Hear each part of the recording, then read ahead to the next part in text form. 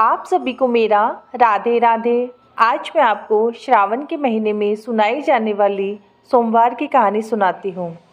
श्रावण सोमवार की कथा के अनुसार अमरपुर नगर में एक धनी व्यापारी रहता था। दूर दूर तक उसका व्यापार फैला हुआ था। नगर में उस व्यापारी का सभी लोग मान और सम्मान करते थे। इतना सब कुछ होने पर भी व्यापारी अंतर्मन से बहुत ही दुखी था, क्योंकि उस व्यापारी के कोई भी पुत्र नहीं था। दिन रात उसे यही चिंता सताती रहती थी कि उसकी मृत्यु के बाद उसके इतने बड़े व्यापार और धन संपत्ति को कौन संभालेगा। पुत्र पाने की इच्छा से वह व्यापारी प्रति सोमवार भगवान शिव और पार्वती की पूजा करता और व्रत रखता। सायंकाल को व्यापारी शिव मंदिर में जाकर भगवान शिव के सामने घी का दीपक जलाया करता था। उस व्यापारी की भक्ति देखकर एक दिन पार्वती माता ने भगवान शिव से कहा कि हे प्राणनाथ, यह व्यापारी आपका सच्चा भक्त है। कितने दिनों से यह सोमवार का व्रत और पूजा नियमित कर रहा है। भगवान, आप इस व्यापारी की मनोकामना अवश्य पूर्ण करें। भगवान शिव ने मुस्कुराते हुए कहा, हे पार्वती, इस संसार में सबको अपने कर्म का फल भोगना पड़ता है और कर्म के अनुसार ही सबको फल की प्राप्ति होती है। प्राणी जैसा कर्म करते हैं उन्हें वैसा ही फल प्राप्त होता है। इसके बावजूद पार्वती जी मानी नहीं। उन्होंने आग्रह करते हुए कहा, हे प्राणनाथ, आपको इस व्यापारी की इच्छा पूरी करनी ही पड़ेगी। यह आपका अन्य भक्त है। प्रति सोमवार आपका विधिवत व्रत रखता है और पूजा अर्चना के बाद आपको भोग लगाकर ही एक समय भोजन ग्रहण करता है। आपको इसे पुत्र प्राप्ति का वरदान देना ही पड़ेगा। पार्वती जी का इतना आग्रह देखकर भगवान शिव ने कहा, तुम्हारे आग्रह पर मैं इस व्यापारी को पुत्र प्राप्ति का वरदान तो देता हूँ, लेकिन इसका पुत्र 16 वर्ष से अधिक जीवित नहीं रहेगा। उसी रात भगवान शिव ने स्वप्न में उस व्यापारी को दर्शन देकर उसे पुत्र प्राप्ति का वरदान दिया और उसके पुत्र को 16 वर्ष तक ही जीवित रहने की बात भी व्यापारी को बताई। भगवान के वरदान से व्यापारी को खुशी तो हुई, लेकिन पुत्र की अल्पायु की चिंता ने उसे खुशी को नष्ट कर दिया। व्यापारी पहले की तरह ही सोमवार का विधिवत व्रत करता रहा। कुछ महीने के पश्चात उसके घर के अंदर बहुत ही सुंदर पुत्र उत्पन्न हुआ। पुत्र जन्म से व्यापारी के घर में खुशियां भर आई।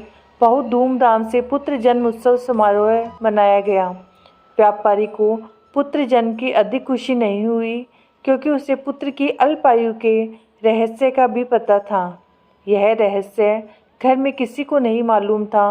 विद्वान ब्राह्मणों ने उस पुत्र का नाम अमर रखा।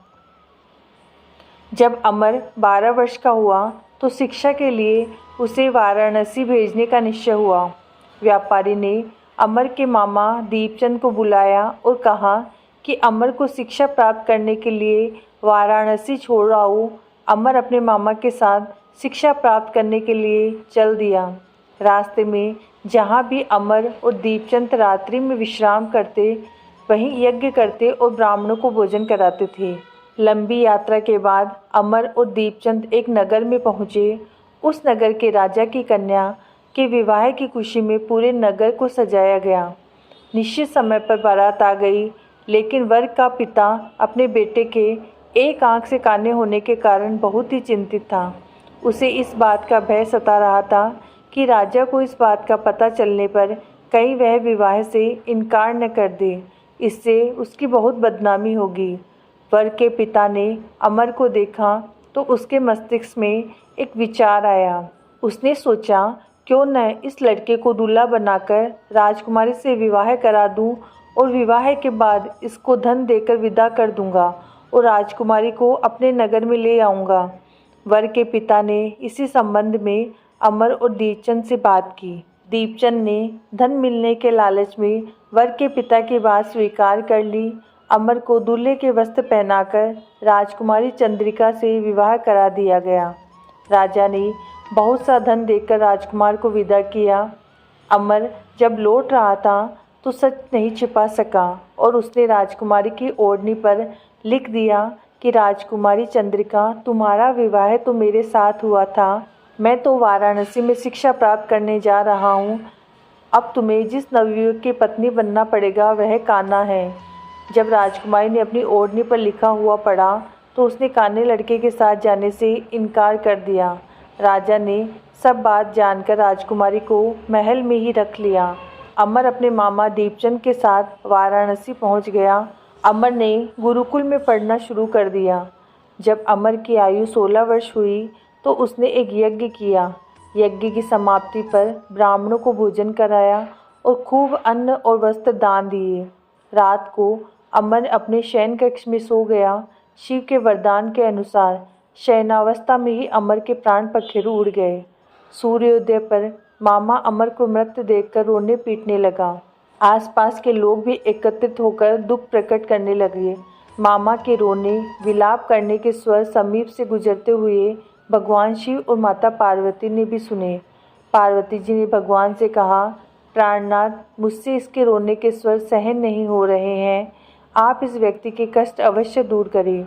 भगवान शिव ने पार्वती जी के साथ अदृश्य रूप में समीप जाकर अमर को देखा तो पार्वती जी से बोले, पार्वती, यह तो उसी व्यापारी का पुत्र है। मैंने इसे 16 वर्ष की आयु का वरदान दिया था। इसकी आयु तो पूरी हो गई।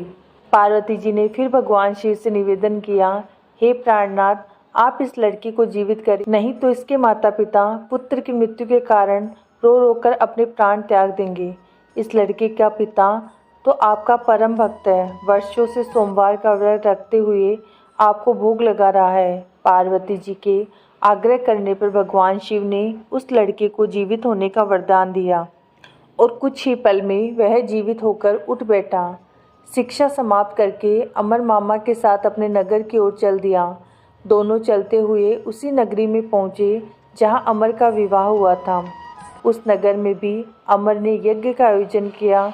समीप से गुजरते हुए नगर के राजा ने यज्ञ का आयोजन देखा। राजा ने अमर को तुरंत पहचान लिया। यज्ञ समाप्त होने पर राजा अमर उसके मामा को महल में ले गया और कुछ दिन उन्हें महल में रखकर बहुत सा धन और वस्त्र देकर राजकुमारी के साथ विदा किया। रास्ते में सुरक्षा के लिए राजा ने बहुत से सैनिकों को भी भेजा। दीपचंद ने नगर में पहुंचते ही एक दूत को घर भेजकर अपने आगमन की सूचना भेजी। अपने बेटे अमर के जीवित वापस लौटने की सूचना से व्यापारी बहुत ही प्रसन्न हुआ। व्यापारी ने अपनी पत्नी के साथ स्वयं को एक कमरे में बंद कर रखा था।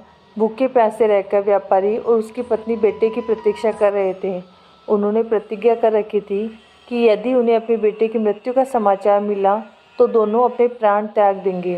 व्यापारी अपनी पत्नी और मित्रों के साथ नगर के द्वार पर पहुंचा। अपने बेटे के विवाह का समाचार सुनकर पुत्र वधू राजकुमारी चंद्रिका को देखकर उसकी खुशी का ठिकाना न रहा। उसी रात भगवान शिव ने व्यापारी के स्वप्न में आकर कहा, हे श्रेष्ठी, मैंने तेरे सोमवार के व्रत करने और व्रत कथा सुनने से प्रसन्न होकर तेरे पुत्र को लंबी आयु प्रदान की है। व्यापारी बहुत ही प्रसन्न हुआ।